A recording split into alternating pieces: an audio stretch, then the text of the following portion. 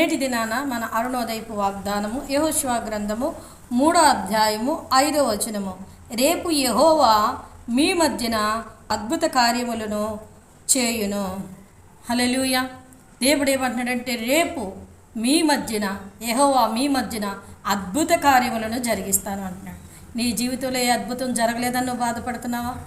అయితే దేవుడు నీ జీవితంలో అద్భుత కార్యాలు జరిగించ మొదలుపెట్టి ఉన్నాడు కనుక రేపటి నుంచి అంటే ఈరోజు నువ్వు ప్రార్థన చేసి నీ జీవితాన్ని లేచిన వెంటనే ఈ వాగ్దానాన్ని అరుణోదయం లేచిన వెంటనే ఈ వాగ్దానాన్ని పట్టుకొని నువ్వు ప్రార్థన చేసి నీ జీవితాన్ని ప్రారంభించు.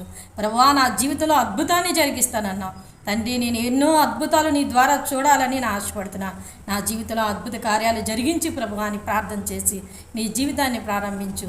నీటిని ద్రాక్షరసంగా మార్చిన దేవుడు నీ జీవిత విధానంలో అద్భుతాన్ని చేసి నీ జీవితాన్ని అంతా మాధుర్యంగా తీపిగా ఉంచి అద్భుత కార్యం జరిగించి